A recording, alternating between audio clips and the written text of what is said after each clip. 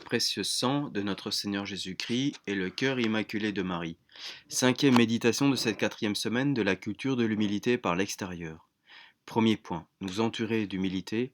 Deuxième point, nous imprégner d'humilité. Troisième point, exhaler l'humilité. Préparation pour la veille. Les actes extérieurs de l'humilité, dit saint François de Sales, ne sont pas l'humilité, mais cependant ils lui sont très utiles. Ils sont l'écorce de cette vertu et ils en conservent le fruit. Fin de citation. Les esprits superficiels ne se rendent pas assez compte de l'influence qu'exerce le physique sur le moral. L'humilité peut trouver dans les pratiques extérieures qu'elle commande une répercussion qui favorise son développement.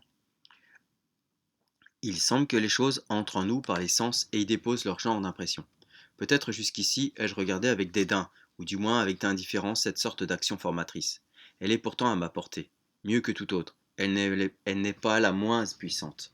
Le gouvernail, qui n'est dans la navire qu'une pièce de peu d'étendue, ne se trouve néanmoins le maître de la direction. Se trouve néanmoins le maître de la direction. Une attitude maintenue, humble, avec persistance, peut conduire bien loin dans la vertu.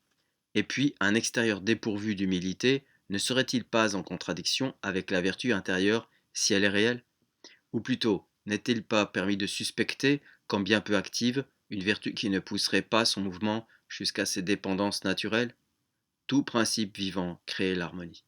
Méditation. Prélude. Demander la grâce de m'attacher à quelques pratiques spéciales d'un usage fréquent. Nous entourer d'humilité, premièrement. Logement pauvre, surtout la partie qui nous est personnelle. Vêtements modestes, aussi modestes que possible. Pour notre société, de préférence les moins riches, les moins haut placés, etc.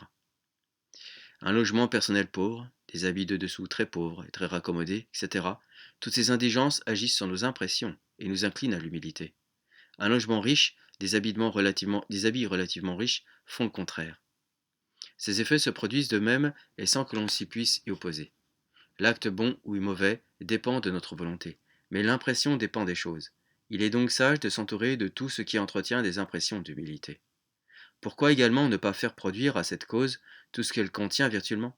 Ayons donc soin d'arrêter souvent nos yeux sur ce qui est pauvre autour de nous, de l'aimer, de nous en faire heureux, de nous répéter que cela nous convient à merveille, que nous n'en méritons pas tant. Mettons souvent sur nos lèvres ces simples paroles. Ô Dieu, faites passer en mon cœur l'humilité de ces choses. Nous imprégner d'humilité. Ayant établi son choix sur les objets qui nous entourent, cette vertu saintement envahissante, sans grandir son ambition, à la vue des heureuses influences dont elle profite.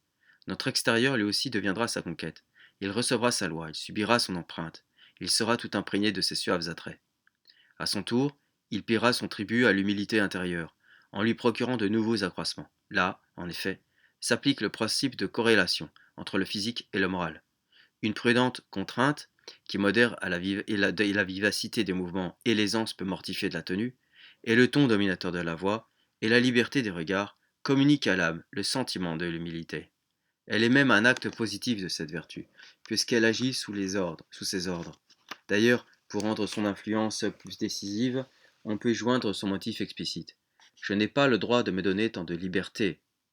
La puissance de l'exercice s'ajoute donc ici à celle de l'impression.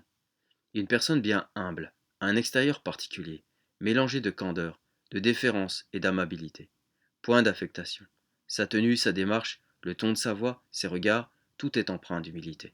Et la physionomie résume dans son expression cet harmonieux ensemble. Se faire une physionomie douce et humble.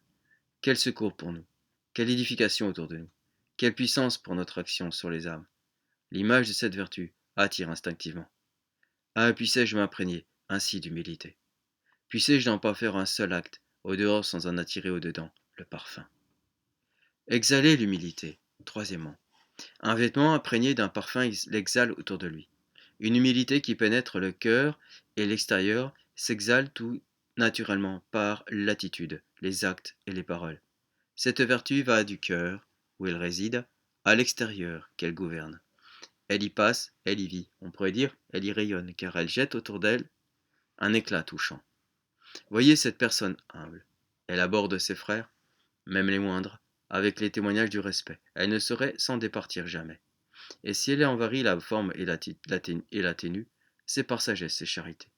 Choisir ce qu'il y a de moindre, céder le pas aux autres, les laisser diriger la conversation, paraître contente de tout et de tous. Voilà ce qu'elle fait de la façon la plus naturelle.